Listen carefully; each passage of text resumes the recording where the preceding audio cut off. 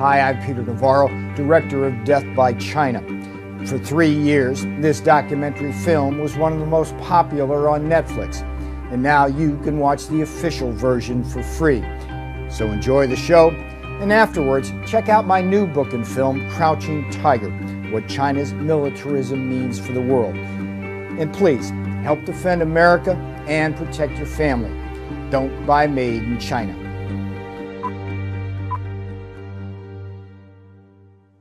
You're going to be okay? I'm 63 years old. I'm likely to skate my way to the grave. But I have 3 young children who are all engineers, and I worry about their ability to work in American manufacturing down the road.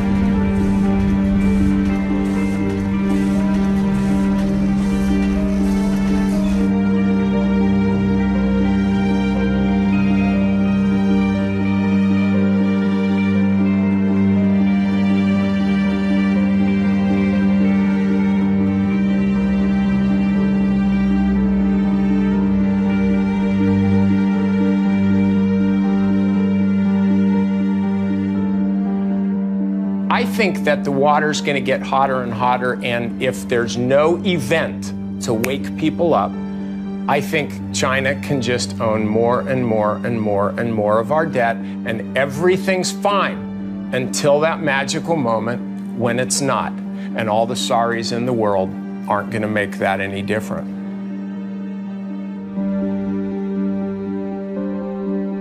The film you're about to see addresses one of the most urgent problems facing America. Its increasingly destructive trade relationship with a rapidly rising China. As you watch this film, it is important to always distinguish clearly between the good and hard-working people of China and their repressive communist government, now victimizing both American and Chinese citizens alike.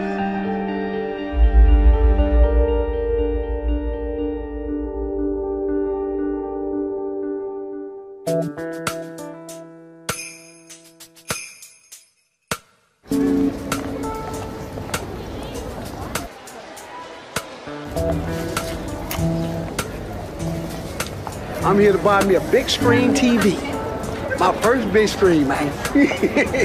40 inch, about 265.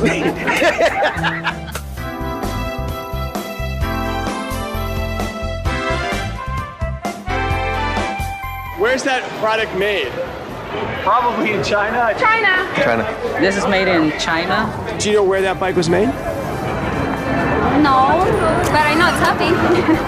Where were these products made, do you know? Probably from China, where everything else made. Oh, made in America. Well, American is better. So is this American? I'm not sure if it is American, but hopefully it is. Yeah, I think I got a great deal.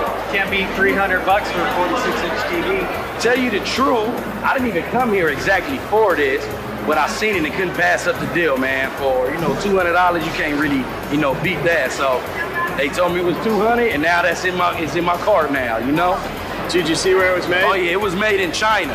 Hey, I'm fine with it, If the American people can't provide me with what I need, I gotta get it from China. Hey, it is what it is, I'm just being truthful, Don't hate me.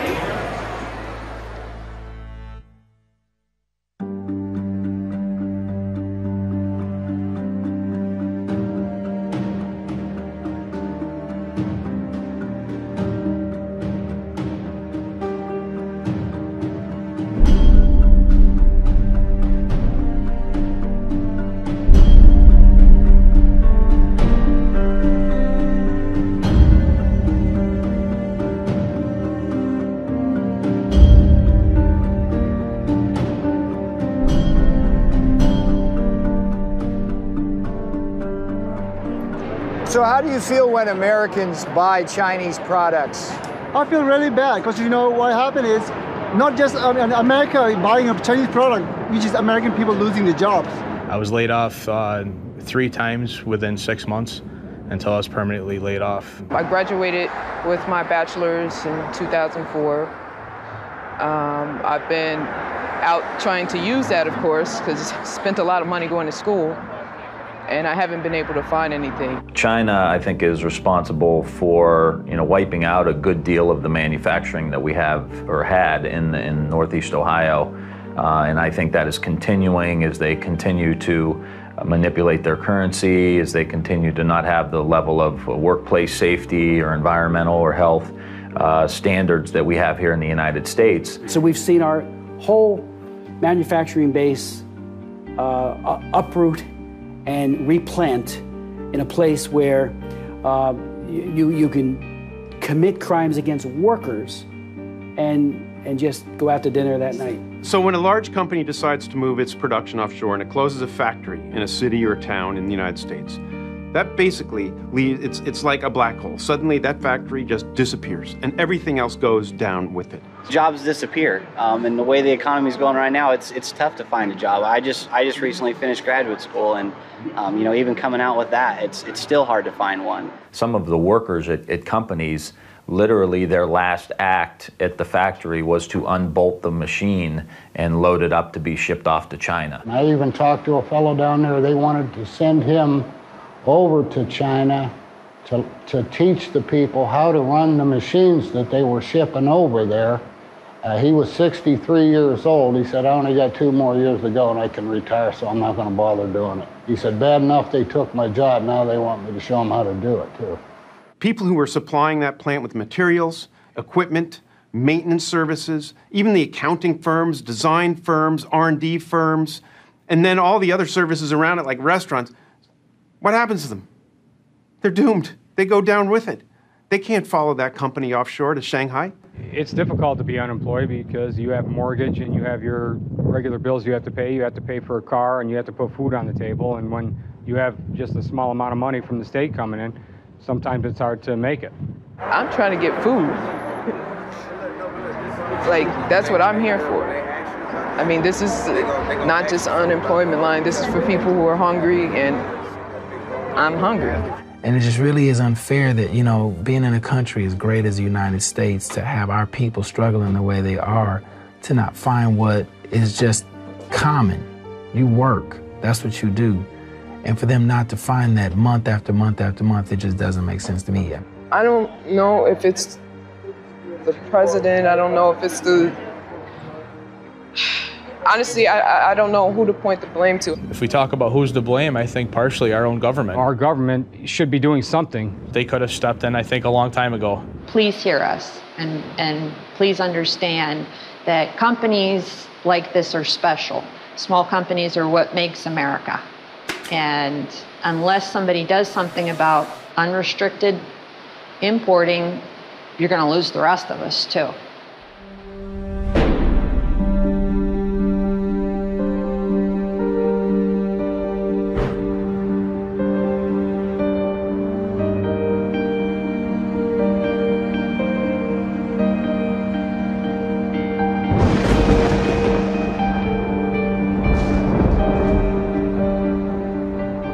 Never had a really big and hostile country come into our markets. Most of the international competition we have faced from Japan, from Germany, from the rest of Europe has come without a sense that behind it was a government that has sought confrontations with the United States on a regular basis. The WTO, it's not based here. I mean, who in the United States is on the WTO? Does anybody know?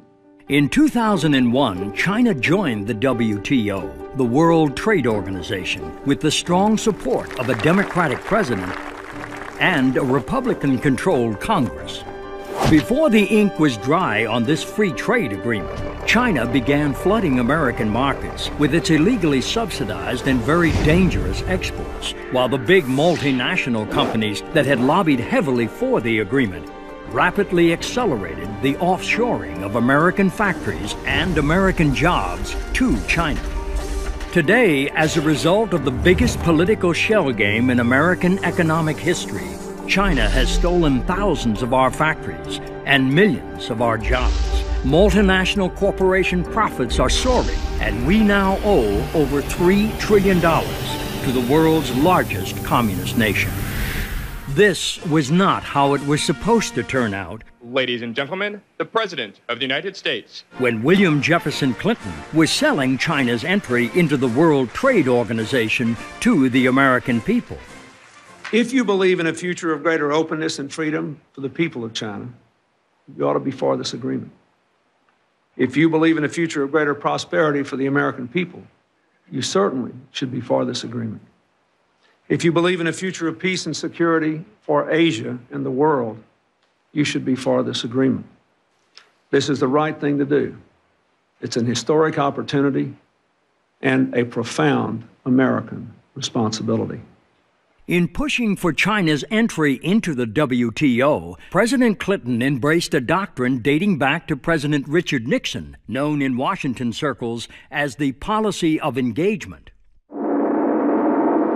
Peking, historic site for an unprecedented meeting between East and West. President and Mrs. Nixon arrive, and Premier Zhou Enlai is on hand to extend an official welcome to the presidential couple. It's Mr. Nixon's initial move toward his self-proclaimed goal, a generation of peace. Here, President Clinton offers his own vision of the goal of engaging China. I don't believe it's right to crack down on people for their religious views or their political expression or because they want to be in an association like the Falun Gong. I don't think that's right. But I don't believe that we will have more influence on China by giving them the back of our hand. In masterfully arguing for China's entry into the World Trade Organization, President Clinton promised the brightest of futures for both American workers and American manufacturers. Economically, this agreement is the equivalent of a one-way street.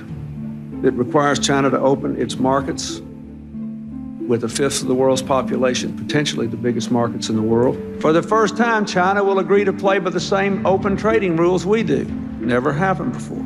For the first time, our companies will be able to sell and distribute products in China made by workers here in America. And by economically engaging China, both Democrats and Republicans argued this would ultimately democratize the Chinese dragon and free the Chinese people. We have waged an intense battle in support of an important principle, and that is freedom. And the people of China and the citizens of the United States will benefit enormously. After the victory vote, the Republican House Majority Leaders would celebrate the bipartisan victory with the cracking open of a ceremonial fortune cookie. Not very good at these things.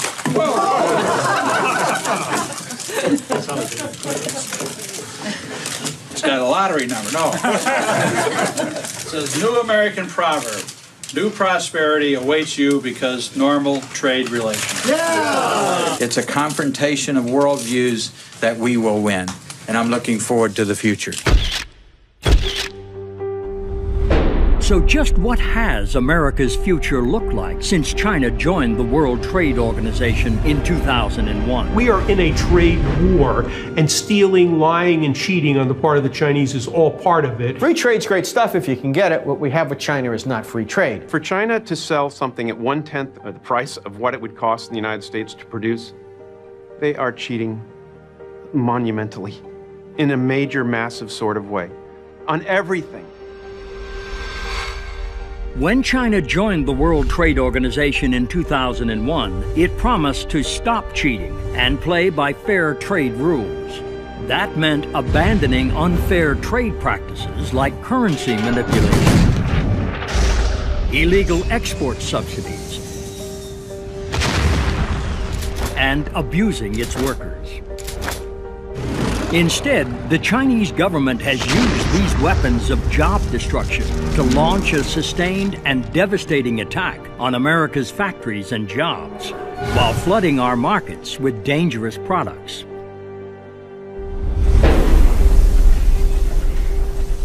There's no question that a large part of China's competitive advantage has come from environmental neglect. But the Chinese government's willingness to use pollution as a competitive edge has come at a heavy price. China has the most degraded environment in the world. 16 of the world's 20th dirtiest cities are located in the People's Republic. Less than 1% of their urban air meets the air quality standards set by the European Union. It's difficult to think about what is happening, particularly the lungs of children, breathing air like that. In one fell swoop, you can move your production to China and not have to deal with 100 years of regulations that we've put into place to protect our workers, to protect our society, just by moving your production to China, because they don't have any.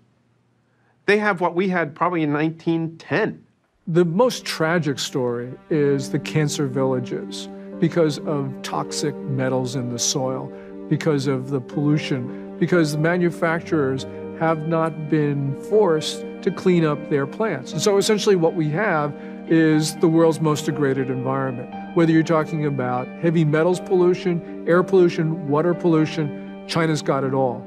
And particularly for heavy industries like chemicals or steel, the ability to wantonly pollute in China adds up to a huge cost advantage in the global marketplace. If a company like Bao Steel in China is allowed to dump pollution into the Yangtze River when, say, United States Steel Company is not allowed to do the same in the Ohio River, that's going to be a source of competitive advantage for the Chinese because pollution control costs money. It provides them an economic advantage in environmental cost of approximately $40 a steel ton, or represents about 5% of the cost of producing that steel. Is a 5% cost advantage significant? In the steel industry, 5% cost advantage is greater than our profitability. And here's the ultimate irony. The more we allow our American multinationals to offshore production to China, the more total global pollution we create. And a good bit of that comes right back to America by way of the jet stream. Carbon emissions in China per $1,000 of GNP are 7 times what they are in the United States. That leads to carbon emissions and particulate matter falling all along the coast of the United States. 25% of the particulate emissions falling in California are from Asia in general and China in particular. There are good and bad reasons why goods are cheap in the international economy. The good reason is that somebody's a good producer, that they're quick, that they get the product to market, they have good technology, that their workers are efficient and well-trained. The bad reason is that the workers are treated like dirt. When the workers in China are being abused, then workers in America have a tougher time competing against them. As an employer in China, do you have any regulations that you have to deal with, like OSHA, labor regulations? Do you have to pay even Social Security or Medicare? Do you have to protect your workers in difficult or unsafe conditions? No. No, no, no, no. No, you don't. You go to prison if you try to form a labor union. Freedom of association, the right to organize and bargain collectively are completely absent in China today. There's no equivalent to OSHA, occupational safety regulations, and they lose about 130,000 men and women to, and that's the ones they report on, to accidents per year, that many of which could be prevented with good protection. They don't comply with their own child labor laws, prison labor laws, health and safety laws, minimum wage laws. Well, there's a Dr. Lee who lives in New Jersey who was actually an American citizen, and he was in China and he was arrested and kept in one of their work camps for 3 years. When he was finally released, thanks to pressure from the American people, he came back to New Jersey and he was in a store and he saw these big slippers he'd made in the work camp. Every day, 12, 14, 16-hour day, you have a quota. Okay, if you cannot finish the quota, you will get a punishment. You will go to solitary confinement. And the police always say, good labor, good food. Less labor, less food. You don't labor, no food. How can Walmarts or anyone else in the United States allow production facilities in China to sell garments, chopsticks, Christmas decorations are made in forced labor camps? You can go to China, go to every prison camp, you can see what are the prisoners doing. Everybody very busy. What are they doing? Put a button on the shirt. What are they doing? Making the rubber boots. What are they doing? Crowded together, assemble the Christmas lights.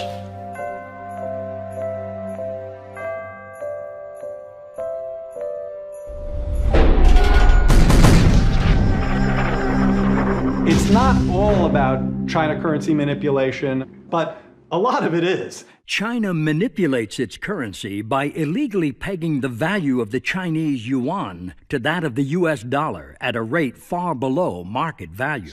Most economists would say that China gets from anywhere from a 25 to 40 cent advantage for every dollar. So it's like having a tariff on goods coming from the United States of 40 or 50% by the amount that they're underpricing the currency. It also gives their exports to the United States a subsidy of 40 or 50% to capture our market and knock out domestic industries that might be competing with them. Simply, an undervalued currency makes Chinese coffee makers $10 a piece instead of 15 or 20, and it makes American cars in China $30,000 instead of 25. In other words, China's manipulated currency acts as a huge subsidy to Chinese exports to America and an equally big tariff barrier blocking American exports to China. The result, more jobs in China, fewer jobs in America, and a huge and chronic American trade deficit with China. The Chinese government does not deny this. Chinese officials themselves say that they fix the value of their currencies to help Chinese workers. When Premier Wen Jiabao was in this country recently, he said, if we allow the currency to float, Chinese companies are going to go bankrupt. Okay, but what about American workers?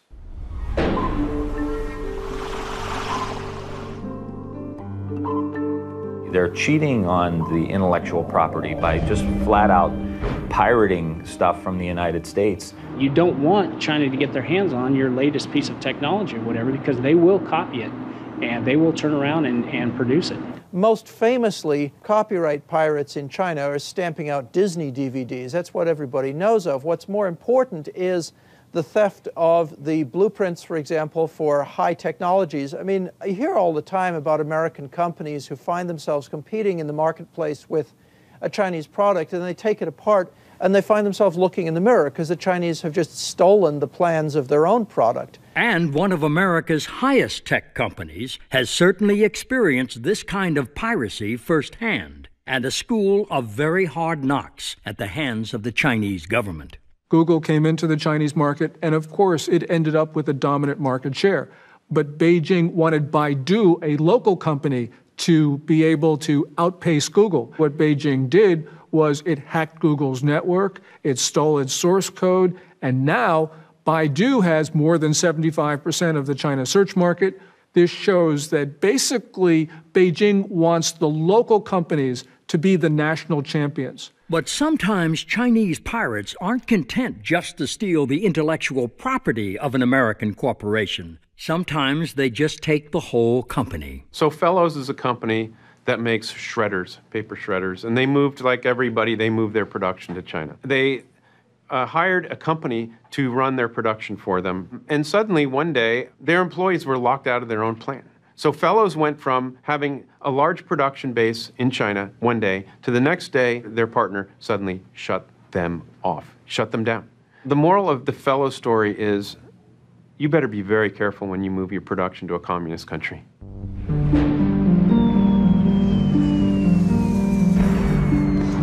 It makes no sense that China, who produces 45% of the steel in the world, has high manufacturing costs, yet sells steel at the lowest cost in the world and is growing at a rate of 7 or 8%. This growth from 100 million tons to 700 million tons, growing by 50 million tons per year, is all due to state subsidies. The problem is that American companies cannot compete because they're not competing with Chinese companies, they're competing with the Chinese government. At the end of the day, it most certainly will result in more unemployment in the U.S. and to the advantage of China. We're chumps. So just how big of a chump has America been for supporting China's entry into the World Trade Organization in 2001?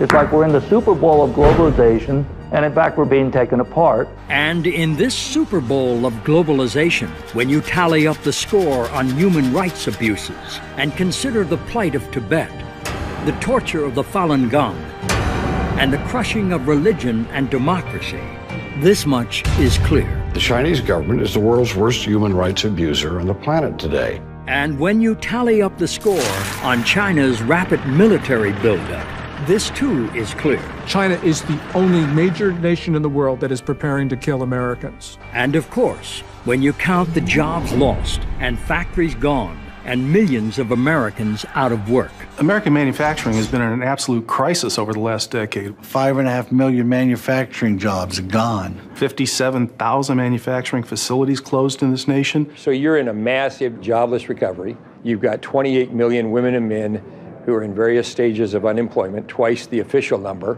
When you tally up all these scores, it's crystal clear that China's entry into the World Trade Organization has been both a losing and a very dangerous proposition, even as America has all but completely surrendered its manufacturing base to China. We don't make a single cell phone in the United States. Not one is made in the United States. There is not a single modern flat panel display factory in the United States. Does that matter? Are flat panel displays important for military applications? I think so. They're widely used. Every airplane, every helicopter has them. The United States right now is unable to put a single military aircraft into the sky without using components built by potential adversaries. We produce about $3 billion worth of printed circuit boards in the United States. China produces almost $20 billion. Machine tools, where we produce $2.7 billion. China's consumption was 10 times that amount. If you don't have a machine tool industry, do you have an industry? It's a, basic component of an industrial economy. But what about those green industries that some of our politicians say will create the jobs of the future? That's one of the reasons why we're accelerating the transition to a clean energy economy and doubling our use of renewable energy sources like wind and solar power. Steps that have the potential to create whole new industries and hundreds of thousands of new jobs in America. But here's the grim reality. We produce 4% of the world's global output of solar. One of the things happening in the market right now is it's being swamped by low-cost multicrystalline and polycrystalline silicon solar cells from China. We don't make computers. We don't make printers. We import 99% of our shoes.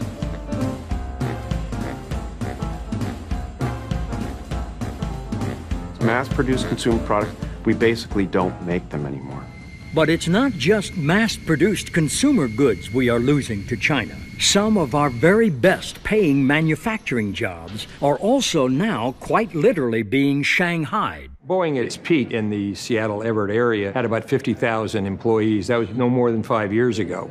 20,000 of those jobs have now moved to China in just the last 5 years. Apple employs 26,000 people in its design of making new products. It employs, through Foxconn, 700,000 manufacturing workers in China. They're an American company, they're headquartered here, all their jobs are somewhere else. Americans need those jobs, but they all exist in China. Every one of those manufacturing jobs exists in China. These are jobs that could very easily be in Silicon Valley, in Oregon, Northern California in general, along the coast, for which there are well-trained and very interested women and men who would take them in a heartbeat. And even white-collar workers are now in China's crosshairs. The white-collar worker understands that China is now moving up in the feeding frenzy to, for example, software and other kinds of production. They're moving away from just process technology up to more really intellectual technology. Now, it's not a very big part of their economy, but you can look in the United States, it's having a devastating effect. If the jobs for production move to China, the support jobs for white collar, to a big degree, will move to China. Meanwhile, our rapidly accumulating Chinese debt has become a national joke, literally. That's right, China's mad at President Obama for meeting with the Dalai Lama. I mean, come on. Obama doesn't owe them anything, except like $14 trillion. And that debt represents a very real claim on American assets. And then China would back a tow truck up to Kansas and drag it off to Guangdong province. I find it ironic that the corner of capitalism, the J.P. Morgan building down on Wall Street, is now owned by a Chinese company. As for that hope that economic engagement would lead to a more free and democratic China. George Bush Sr., remember him? He was the ambassador to China way back when. And so he liked China. He liked those guys over there. Things are good in China. Economic growth in China has not led to its becoming more democratic. It has led to a more sophisticated, better financed form of authoritarianism. And ironically, one of those measures of repression has been the internet itself, which was supposed to set China free. China is less free today than it was when it entered the WTO. China has 50,000 internet police who are tracking every day their capabilities, who's saying what, to be able to try and keep things like Tiananmen Square, democracy, freedom, and those terms off the internet. And these cyber cops have had plenty of help from American companies in building the great firewall of China. Google, Yahoo, Cisco, and the capability that they have sold to China, especially for its secret police, has enabled them to search, apprehend, discover the whereabouts, get caches of names, particularly online, where if you send your emails to other people, their IP addresses quickly yield to what their physical addresses are, and they're then apprehended and arrested. This American cooperation, damn it. Shame. Cooperate with Chinese government. They have to say, we have to follow Chinese law. Cisco say, we have to follow Chinese law. Yahoo say, we have to follow Chinese law, otherwise we cannot do it. Yeah, you have to follow Soviet law.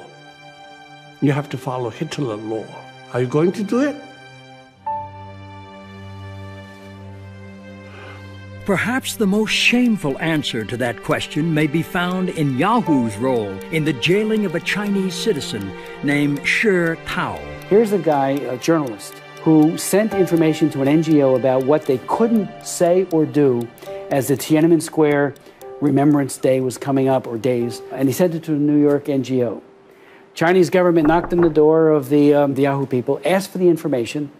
They just coughed it right up, and Shi Tao got 10 years for that.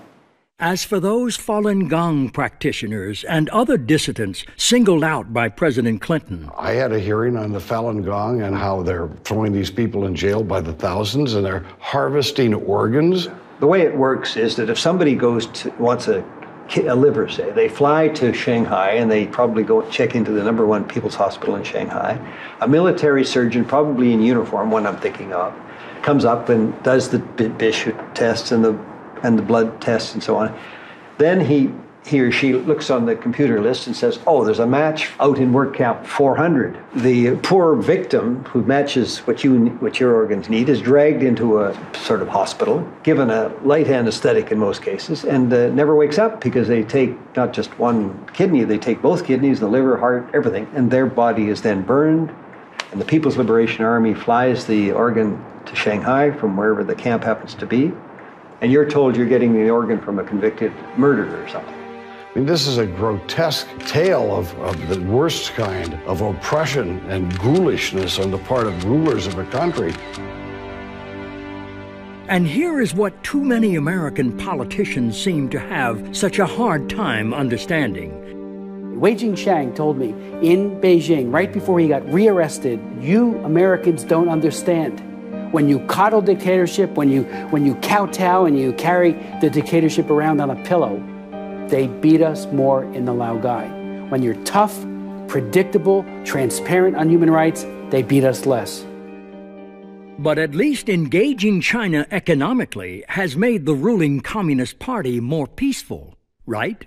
China's military power is strengthening very, very rapidly. They are building up their military capabilities in hard weapons as well as in cybersecurity. China has a population which is about 5 times the size of the United States.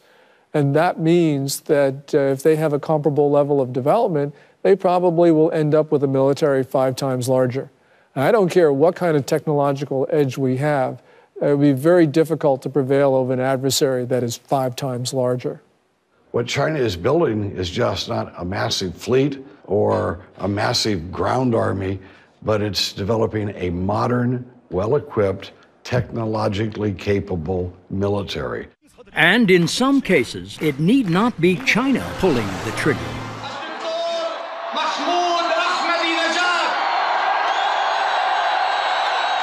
Or launching the missiles, as the case may be.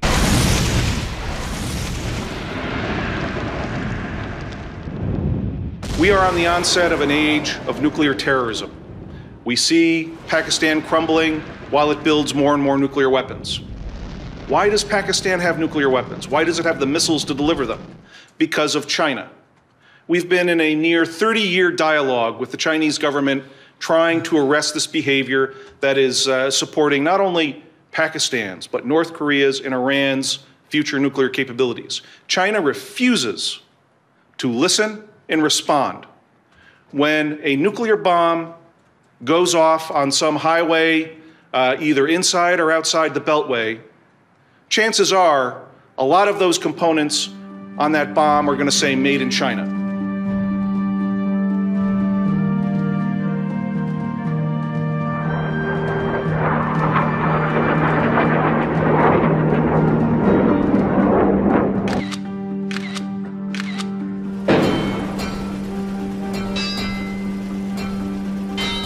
I had my children's Thomas the Train sets recalled because the ink on the red ones was lead poison. They're not only ruining our economy, they're poisoning our children with the toys that we give them. I want to be careful about what products I buy because I want to know that they're safe and they're good. I want to be careful about what products I buy because I want to make sure that the people who are producing those are being treated properly. And I want to be careful about the products I buy because I want to make sure that the people in my community are people who are able to have jobs at a decent wage. And all of those things are tied together. Every time a consumer walks into a Walmart, first thing they have to do is be aware enough to look for the label. Then when they pick up that good and it says made in China, I want them to think, it might either break down or it could kill me. Number one, this thing, if I buy it, might cost me or someone in my family or my friends their job. Lastly, hey, if I buy this, that money's going to go over to help finance what is essentially the most rapid military buildup of a totalitarian regime since when? The 30s. I mean, make no mistake about that. 91% of every product in a Walmart store is manufactured in China. Walmart spent $50 billion in China 2 years ago. If Walmart were a country, they would be China's 4th largest trading partner. When an American goes into a Walmart and buys a product made in China, that person is thinking just price. If you're a person on a pension shopping at Walmart, you kind of like the Great Wall of Mart. But what they really need to think about is how that product got there.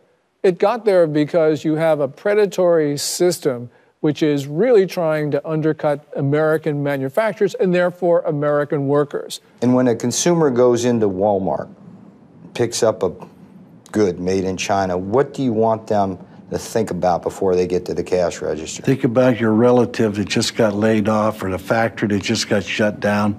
Think about the school that is doing with less because the manufacturing base has gone and the tax base has left. Think about the lower income that you're receiving now because we're not making products and we're not buying our own products. When Americans buy a product from Walmart, I want them to remember the children, the family, the workers who has earned very, very little from those products. This is not just an economic matter, this is a security matter because the Chinese government has made it clear that it wants to undermine America's role in the world. So, yeah, things are cheap at Walmart, but we have to understand the consequences.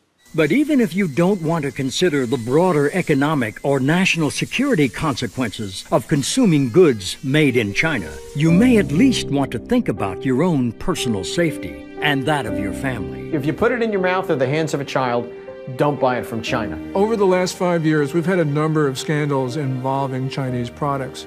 And these products have killed people not only in China, but also in the United States. Do you want to buy pipe for your residential community that's going to put all the water into everybody's houses that is tainted with arsenic and mercury so that it'll leach out into your water so that when you turn on your spigot in your house, you're suddenly contaminating yourself because that pipe was made cheaper in China? Goodyear Tire outside of Montreal that closed about 4 years ago and put 850 people out of work. Moved the production to China because they could make tires, I think it was for $4 a tire cheaper. And not long after they started up in China, the transportation agency in the U.S. said the tires being produced there were unsafe. I mean, is this what corporate America or corporate Canada thinks is the way they should be conducting themselves? I don't think so. We're importing a lot of their apples. They spray them with Alar. That's illegal in the United States. You want DDT on your apple? Buy it from China, and we're buying a lot of apples from China. We're buying everything from China. And there are no environmental controls.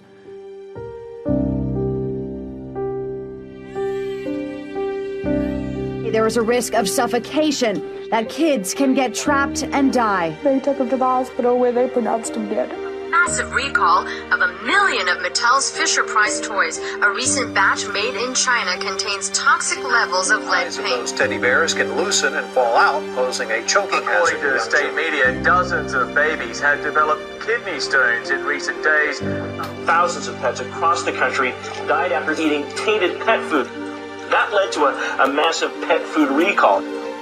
My wife Bonnie died in December after receiving heparin that was later recalled by Baxter. My son Randy died a month later under the same circumstances. Some brands have been found to contain a toxic chemical used in antifreeze. Pork from pigs, force-fed wastewater. If it comes from China and the price seems too good to be true, then it probably is. It is very difficult for any country to protect their citizens from Chinese products. The real problem here is that you have a political system that does not punish manufacturers for bad products. And it's because it's the nature of the political system. The Communist Party does not allow independent prosecutors, doesn't allow a free press, doesn't allow people to complain about bad products. Let's take fish. There are 3.5 million fish farms in China. The fish are raised in contaminated ponds. They're fed all kinds of hormones. And the biggest market for that fish is the United States. 85% of the tilapia comes from China. Most of our shrimp comes from China. US FDA only has the ability to inspect 1% of the fish coming into the United States. 65% of the 1% they reject. They don't have the authority to confiscate the fish. So if the ship comes into Charleston and gets rejected, then it goes to Miami or New Orleans or some other port, and eventually the fish gets in. And because of such dangers, Americans are becoming more and more aware of the Made in China label. But that doesn't always guarantee one's safety or convenience. I personally do look at the labels of where things are made. But sometimes I go to buy things and it's impossible to find something that isn't made in China. But my wife's a good card-carrying liberal. She believes in all the worthy causes in the world and all that sort of thing. And she's an intelligent woman, I want to say, for the record. Little by little, I realized that China was getting to where it was and the United States was getting to where it was because there was all this currency manipulation. And it just seemed like the United States government was not doing a whole lot in the name of international trade to try to stop what was going on in China, which was able to lure a lot of jobs. Some months ago, she decided that, to the best of her ability, she wasn't going to buy anything made in China. So our microwave oven failed. We don't have a new microwave oven because she could not find one that was not made in China. When I went to look for a microwave, a freestanding microwave, there was nothing that wasn't made in China. I went to 5 different stores, from high-end hardware stores to low-end discount places. Nothing was available that wasn't made in China. And my experience from things made in China was that they weren't healthy, You never knew what was in them. They didn't work for very long, and they broke down if they worked in the beginning. So I then decided I just wasn't going to buy anything that was made in China. So we just, do not have a microwave anymore. Right around the same time, we had a under-a-counter electric unit for heating in one of the rooms. And the same thing happened. You couldn't get any electric baseboard that wasn't made in China. And I thought, well, my last one was made in America. I had it for 23 years. It worked great. Now I couldn't find it. And I just got completely discouraged that no American manufacturers were coming in to produce quality products over here. And that's the dilemma we now find ourselves in. As China has used its weapons of job destruction to so thoroughly capture our markets, we are left with few choices other than to buy from China. But the more we buy from China, the more risks our families face from dangerous Chinese products, and the more jobs we lose. And because this is true, we now must also confront this much bigger truth. We import a lot of stuff from China, but a lot of it we don't pay for. I mean, we've got no goods to ship in the opposite direction. So we just ship bundles of dollar bills. Between $2 and $3 trillion is available to buy up pieces of America. In other words, we're living beyond our means. We have an artificially high standard of living. We're consuming more than we create. That's a very dangerous situation, okay? And especially if your principal creditor is a nation like China. So just exactly how did we in America allow ourselves to be backed into such a dangerous Chinese corner? When you live in a democracy, it's always subjected to being hijacked. And our democracy has been hijacked by the multinational corporations. The corporate responsibility is to its shareholders, and it often has a legal fiduciary responsibility to its shareholders. The government has responsibility to the people and the national interest. Those are not necessarily the same.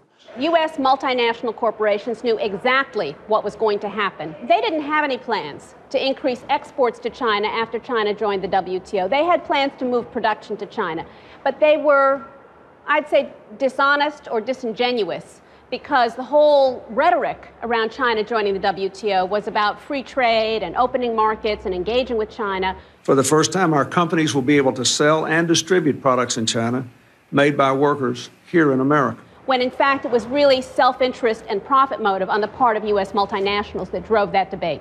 And U.S.-China Commissioner and businessman Dan Slane knows firsthand just how this offshoring shell game is working since China joined the World Trade Organization in 2001 and began flooding American markets with illegally subsidized exports. I had a plywood manufacturing facility in Bowling Green, Kentucky, selling plywood to furniture manufacturers in the United States. In 2002, all my competitors were moving to China. Essentially, I had two choices. I shut the company down or I moved it to China. And I opened up 3 factories in China and delivered to the customer in the United States 50% cheaper than I could make it in Bowling Green. And Slane's newfound competitive edge was all due to China's illegal weapons of job destruction. Manipulating the currency was a huge help for me because it kept our prices down. I had no environmental issues, and the most important thing was that I could sell my product at cost, and every month the Chinese government would send me a check for 17% of my exports, and that was my net margin and my profit. So was Slane wrong to offshore his factories to China? This interchange with U.S.-China Commissioner and multinational corporation lobbyist William Reinsch offers some perspective. It's not generally regarded as the job of a large American company to, substitute itself for the government. What most of the companies want to do is they want to be consistent with government, with U.S. law and U.S. practice. If the government tells them that they would like them to do something, they generally do it. So they don't have any responsible per se to the American people other than obeying the existing laws and regulations. Is that fair? Well, what responsibility would you like them to have to the American people other than trying to be good corporate citizens and to be profitable? would you define a good corporate citizen as a company that moves its factories over to China and creates massive unemployment in the Midwest? Is that good corporate citizen? Well, I think that you'd have to go case by case. And in Dan Slane's case? The difference between myself and General Electric is that I had no choice. I either moved to China or I shut the company down. I couldn't compete. Jeff Immelt at General Electric does have a choice. He can sacrifice some profits, keep his technology, and in the long term, be much better off manufacturing in the United States. Congressman Tim Ryan understands this distinction between small domestic manufacturers and the big, well-heeled multinationals better than most. There's a huge divide here between the mom-and-pop tool and die maker that has been in Youngstown, Ohio for 100 years, and the global corporation that's involved in the global financing of all of this stuff, the global manufacturing, and not really concerned with any one country. They're concerned with how they can best do business. And one of the biggest obstacles to passing tough legislation that would stop China's unfair trade practices is the lack of political clout of America's domestic manufacturers. And to go chasing down after all of the political rhetoric of dealing with this issue and that issue and running for Albany or running to Washington, D.C. and setting up meetings and stuff, it's too costly, it's too time-consuming, and it has nothing to do with building drum and barrel handling equipment and helping this company to be successful. And that's the issue here. They don't have lobbyists down here. There's very few organizations that really represent the small and mid-sized manufacturers. You know, I can think of one or two that really do a great job, but they don't have the impact, the campaign contributions, the corporate influence that some of the big dogs have.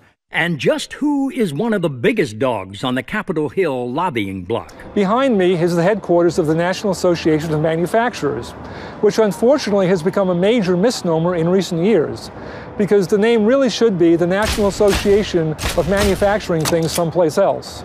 If you go back and you look at the National Association of Manufacturers meetings in which they were talking about endorsing or not endorsing the Ryan Murphy China currency bill, you will see that there was a huge split where the small and medium-sized manufacturers endorsed the bill. But the 20% of the membership that gives 80% of the dues didn't want to have anything to do with the Ryan Murphy China currency bill. Brian O'Shaughnessy is the chairman of Revere Copper, a company founded by none other than Paul Revere, and the oldest manufacturer in America. And O'Shaughnessy has been on the inside of the National Association of Manufacturers when it has opposed bills like those offered up by Tim Ryan to stop China's currency manipulation. I stood up before a group of 300 of the most powerful CEOs in this country, and I told them, as we consider NAM's support of this bill, I think those of you who have facilities in China, I think you should recuse yourself from voting. You're conflicted. You have to choose between your company and your country, and you can't do that. Well, I was shot down in flames. By all intents and purposes, a lot of these companies are not American companies anymore. General Motors takes TARP money and opens up factories in China. Caterpillar Tractor shuts down plants in Peoria and opens up 3 factories in China. General Electric and Boeing are essentially trying to become Chinese companies. Look at Coca-Cola. American-sounding company, isn't it? I mean, how American can you get other than Revere, Coca-Cola? The president of Coca-Cola is from South Africa. The chairman is from Turkey. Now, you want to ask them what America's international trade policy should be? You shouldn't listen to them. While Coca-Cola's executive suite may look like the United Nations, it is purebred American CEOs from companies like Cisco, Ford, IBM, Honeywell, Motorola, Intel, and Apple that keeps sending so many of our jobs to China. We designed the iPad, great. We get the profits from the iPad, fine. We don't get the jobs. Profits versus jobs. That's a conflict Ralph Gomery sees as the root of America's offshoring problem. They are pursuing maximizing profit. That's their goal. The country is losing the wage bill, and its goal is to have wages. And then what they're doing is right for their shareholders and their constituents, but it's not right for the people of America who are unable to find work today. The problem with our system is that everything is short-term. So when you talk to a CEO and you say to a CEO, an American CEO, do you realize that they're going to take your technology and they're going to be your competitor? The CEO says, yes, but I only have 3 or 4 years to get my stock up so I can get my bonus, and they kick the can down the road, and it's the next guy's problem.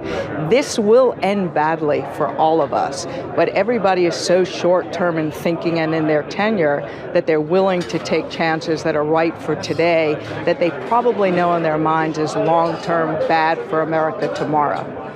Ironically, nobody understood this growing divergence between corporate interests and the common good better than candidate Bill Clinton during the 1992 elections. You must do your part. You must be responsible.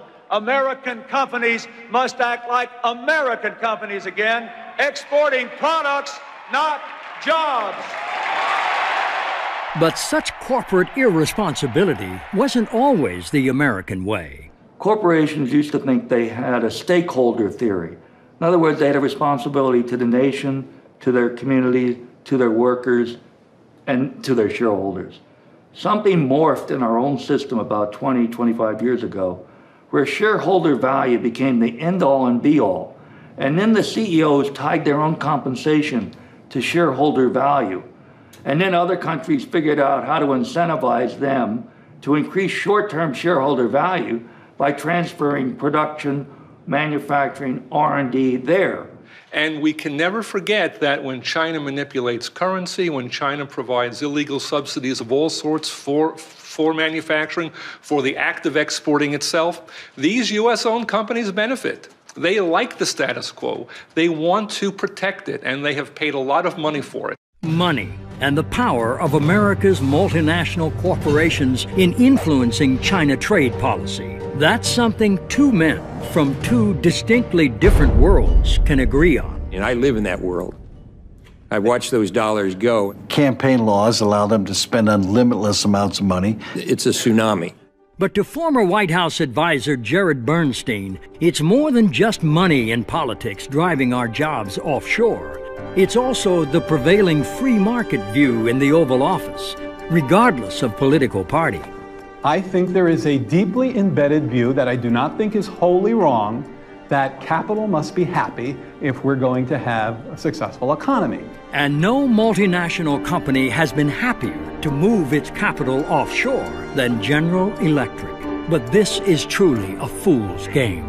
The Chinese have no intention of turning over their domestic market to foreign companies. Once they're able to master the technology, they are going to make it very difficult for foreign corporations to make a profit. When I go out and do speeches to corporate audiences on China and they want me to talk about strategy, it's like, hey, you're going over to China, you're giving them your avionics so you can participate in a regional jet game in China, and 2 or 3 or 5 years from now, you're going to try to sell your regional jets in Europe, and your biggest competitor is going to be that China guy. How stupid is that? What's happening, unfortunately, in the United States is way too many of our multinational corporations, not only they're shifting their manufacturing overseas, but along with it goes their technology, their intellectual property. And while many of us are deeply concerned about the loss of jobs, we're just as concerned about the loss of intellectual property. That's sort of the future of America. The thing is, nobody's really looked at all the industries that have been lost. It's very hard to get information on the industries that are gone or that are just about gone because the government doesn't keep track of any data. They don't follow industries. They have no market analysts who follow specific industries. So nobody knows what's happened with all of our industrial capacity that's vanished or is in the process of vanishing. the next thing you see is you're not doing any work over there yourself. The Chinese are doing it for you entirely. And we see that. The two mid-range aircraft in the world are the Airbus 319 and the Boeing 737.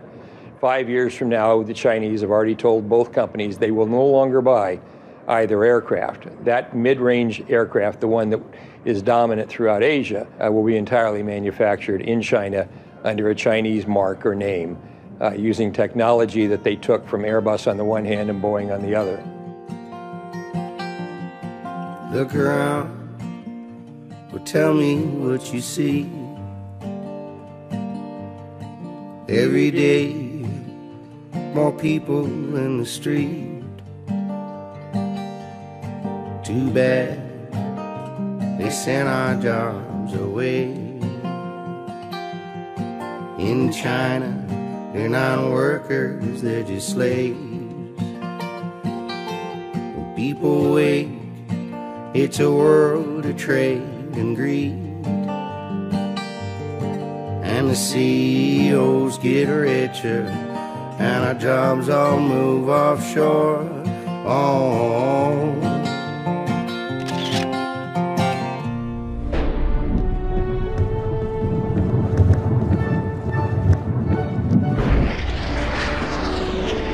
The Soviet Union could make an unbelievable intercontinental ballistic missile, but they couldn't make a loaf of bread. Now, we can make a stealth fighter, but we can't make a pair of shoes.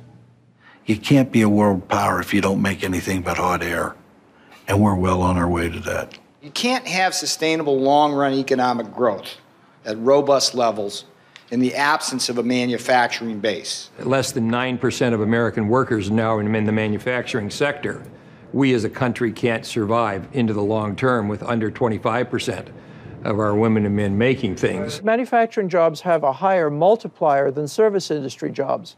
That is to say, every one manufacturing job that you bring into a community ultimately supports half a dozen other jobs. If you are honest about how jobs have evolved in the United States, small business arose only when there was a stable manufacturing base put under them.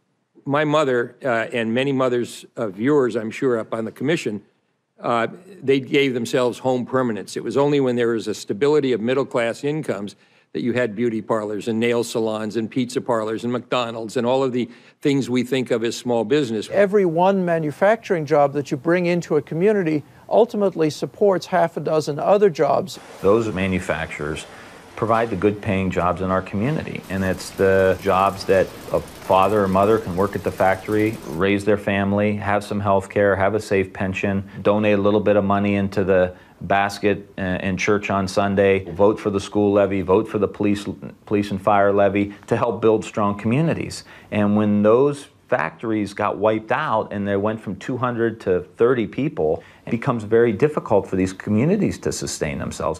Ultimately, the most important reason why America must restore its manufacturing base is to hold on to the research and development, the R&D. That is the taproot of all of the technological innovations we will need to create new jobs in new industries. Manufacturing is the origin of 70% of U.S. R&D. That's true even today. You can't do your R&D here and do your manufacturing there. You can't move your manufacturing overseas and not move your technology and all your engineering. I mean, it's nice to do R&D and come up with a super-duper design or a new product, but if you can't make it, what's the sense of doing the R&D? When we say we've kept our technology or our IP, but we've moved our manufacturing, that's just not true. It's an impossible feat. They're totally coupled.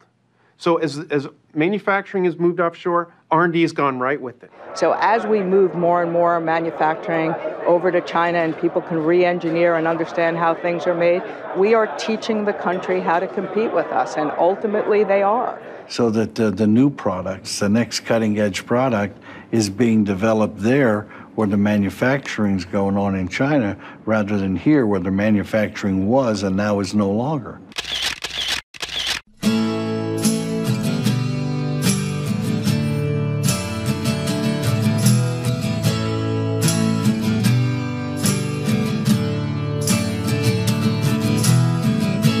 There's no other way around it.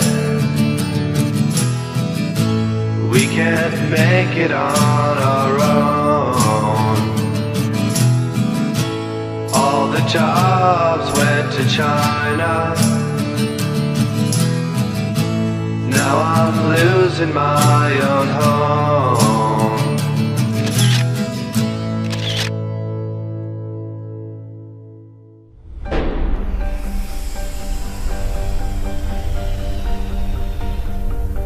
We need to change course. We need definitive U.S. action. We need to show the Chinese that there are limits, that they have to be responsible citizens, and if that they're not responsible citizens, there are consequences. I like the idea of doing business with China.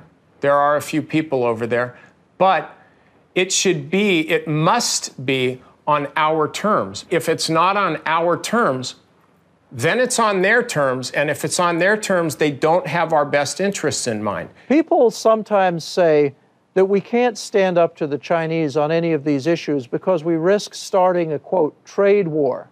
My message to the American people is that we're already in a trade war. What's wrong with taking China to task? They pirate our technology, they pirate our intellectual property rights, they counterfeit our goods and services, and no administration has the backbone to stand up to them. It's been dismaying for me to see a succession of administrations, both Republican and Democratic, unable or unwilling to take on the China trade imbalance.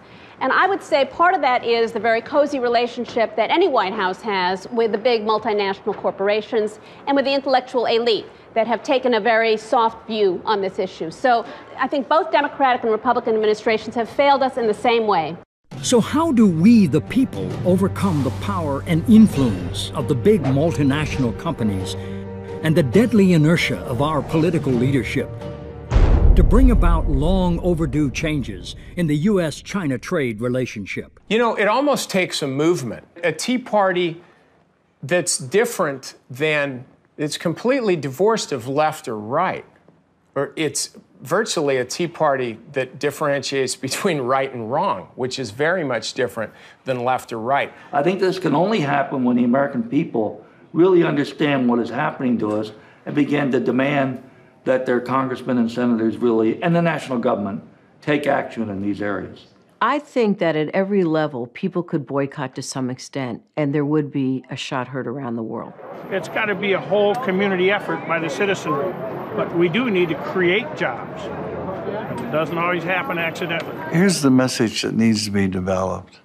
You know, look, it doesn't have to be this way.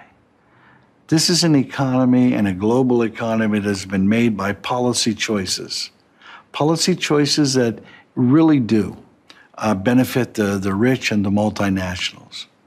Their interests no longer coincide with the interests of this country. So we have to do what's best for this country. They'll do what's best for their company, but we have to do what's best for this country. And that means all of us coming together, building an economy that really does work for everybody. So how do we build such an economy? We have to decide as a nation that we want manufacturing, that we want prosperity and the good jobs and income that come with manufacturing. The only thing that matters to me is Flint, Michigan, Dayton, Ohio, and Buffalo, New York. If you don't reestablish the manufacturing base of this country roughly at the level of 20 to 25% of workers, and the most immediate way to do that is trade reform with China. The best jobs program is trade reform with China. And the argument is pretty simple.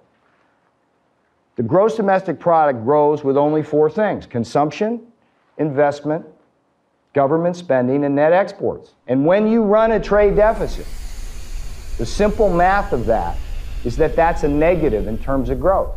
I think the number one thing that the United States has to do is to move to say we're going to balance our trade. Look, if we had had balanced trade, you wouldn't have had a decade of a drag on GDP that amounted to almost a point per year. So of course we would be better off. Now people say, how do you do that? And I'm a young guy when President Kennedy said we're going to the moon. He didn't have a clue how to get to the moon. But we set it as a national goal, and we figured out how to do it because we're smart, creative people. And if we are to truly balance our trade, we cannot do it by boosting exports alone. President Obama says, let's export more. We're now exporting more than $100 billion a year in goods and services to China. But it isn't exports that matter.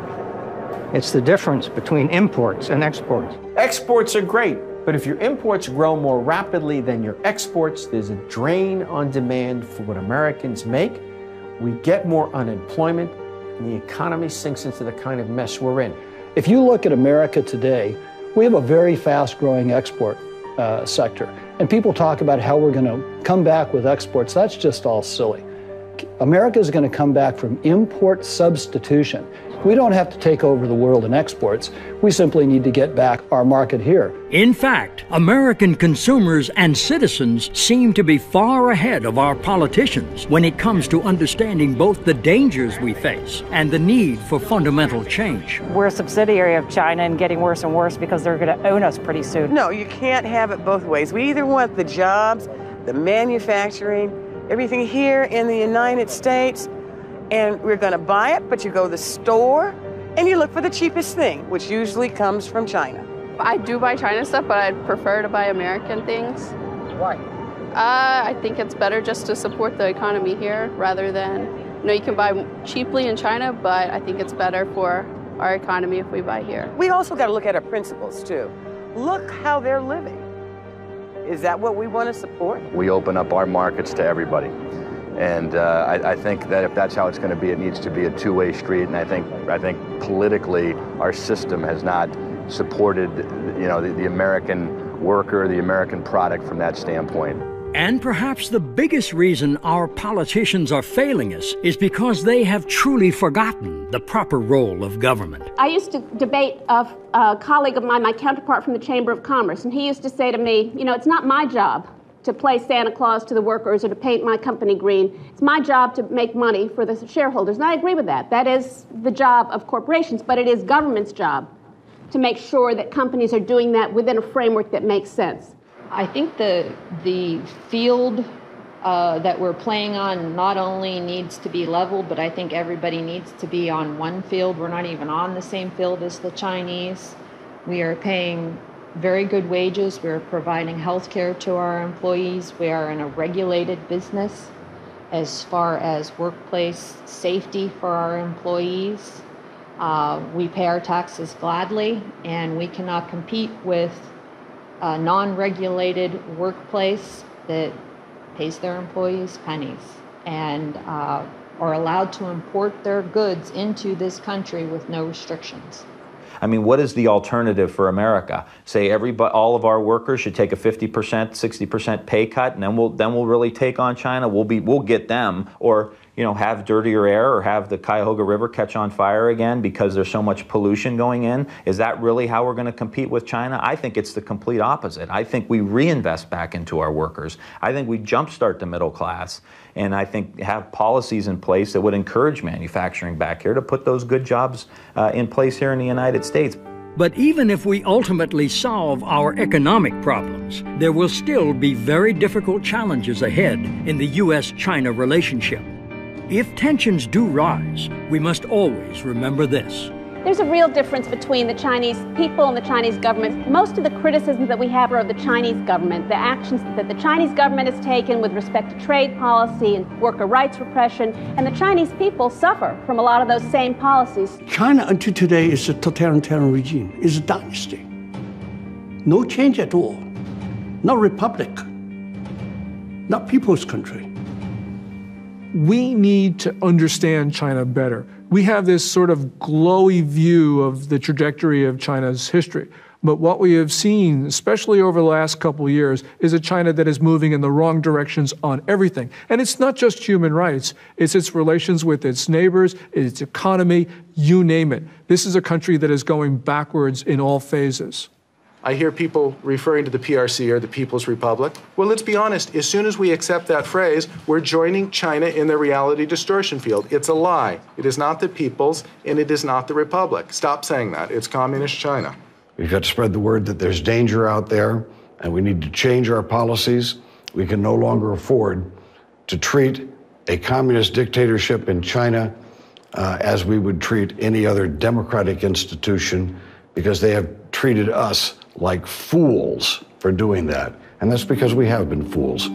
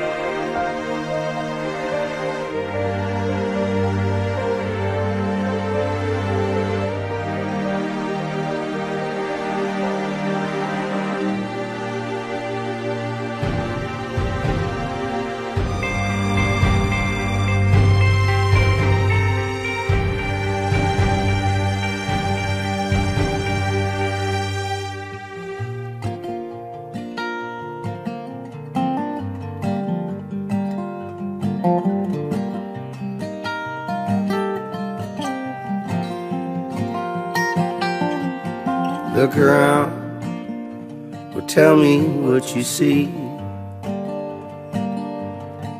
Every day, more people in the street. Said I used to work in a factory. Right now, I'd work for anything. Oh, oh, oh, oh. At least on me, but my family I wish to feed. Not much, but we got simple needs. Too bad they sent our jobs away. In China, they're not workers, they're just slaves. When people wake, it's a world of trade and greed. And the CEOs get richer, and our jobs all move offshore. Oh, oh, oh, oh, oh. My oldest son got a college degree. He dreamed of running a factory. Now he's back home just living with me. And there's no bright future my boy could see. 16 hours, 7 days a week of unions and freedoms they cannot speak. Gotta rise and get up off your knees before they buy up all our dreams.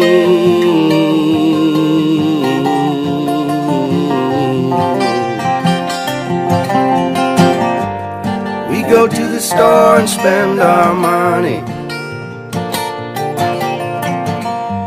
send all our dollars overseas. This ain't the land of milk and honey.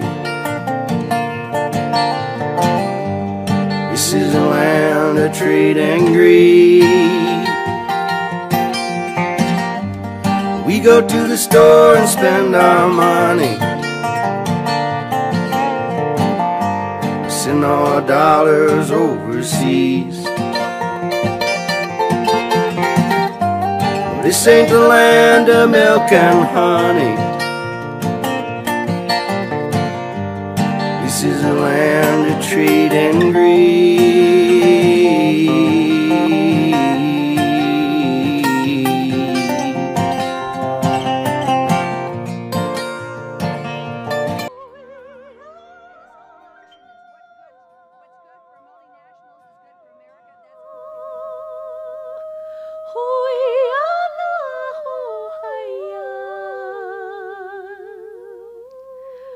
We are